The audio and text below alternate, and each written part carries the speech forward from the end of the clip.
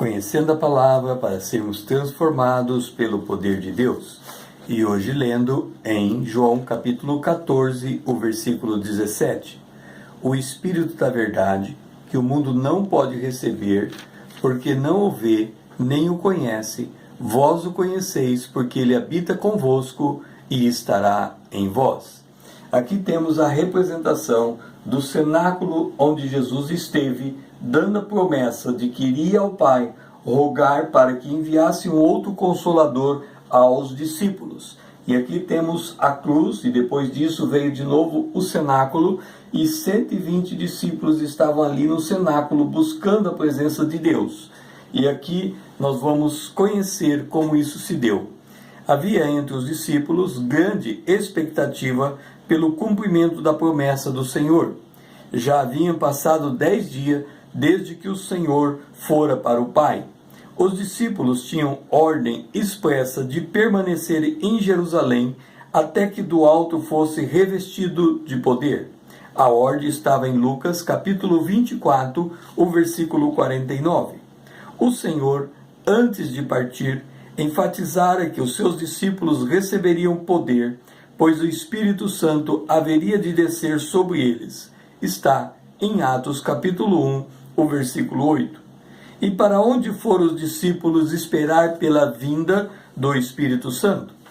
Eles foram para o cenáculo. Está em Atos capítulo 2, o versículo 13. Eles poderiam ter ido para a cruz, mas Jesus já morrera, a obra da redenção estava completa. Um outro lugar que eles poderiam ter ido seria para o túmulo, mas o túmulo estava vazio. Jesus já ressuscitara. Eles foram então para o cenáculo, porque naquele lugar o Senhor antes prometera a eles de que enviaria o Espírito Santo. Este então cenáculo é um lugar de comunhão. Eles estavam em comunhão diante do Senhor, buscando a presença de Deus. Lembre-se, perseverar, e a Bíblia diz sobre perseverança no relato em Lucas, contando no livro de Atos, capítulo 1, versículo 14. Lucas declara que eles estavam no cenáculo perseverando unânimes em oração. Lembre-se, perseverar significa permanecer em expectativa pela manifestação de Deus em meio às provas. Mas qual era a prova que os discípulos estavam ali no cenáculo? A prova que eles viviam era a seguinte: eles poderiam sair do cenáculo e seguir as suas próprias profissões, voltar aos seus afazeres normais, mas eles perseveraram em Deus porque eles queriam submeter a vontade deles à vontade de Deus, o senhorio de Deus sobre a vida deles, e este era o drama da perseverança. Eles tinham que permanecer ali até do alto ser revestido de poder. Então, 10 dias depois, o Espírito Santo desceu sobre os discípulos. A evidência dada a eles foram línguas como que de fogo, pousando sobre cada um, e todos foram cheios do Espírito Santo.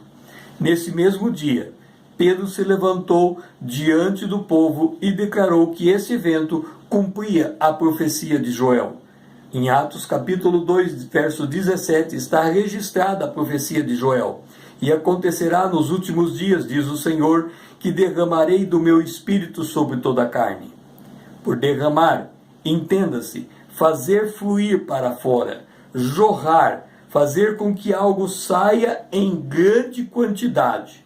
No grego, esse tempo derramado está no aurístico, que significa um ato completo de derramamento que fica no passado. Ou seja, o Senhor havia dito que o Espírito Santo viria e permaneceria para sempre. Portanto, esse derramar, uma vez feito, estaria sendo feito para sempre. O derramar estaria em contínuo acontecendo. Jesus dissera: Ele vos dará outro Consolador, a fim de que fique convosco para sempre. Entenda, o Senhor vira a sua vontade para os homens. Ele derrama do seu espírito para os homens. E quando ele executa esse ato, esse derramar perdura no tempo, ele permanece. Ou seja, agora que estamos reconciliados com Deus, as comportas do Espírito estão sendo derramadas copiosamente sobre nós. Paulo descreve esta realidade dizendo que o amor de Deus é derramado em nosso coração pelo Espírito. Está em Romanos capítulo 5, o versículo 5, porquanto Deus é amor. Então, o Senhor vai até o Pai, roga ao Pai, e o Pai derrama do seu Espírito sobre o Espírito Santo. E esse derramar perdura. Não é que ele derramou e parou de derramar, derramou e parou de derramar. Não, ele derramou lá em Atos capítulo 2 e até o dia de hoje o derramar continua.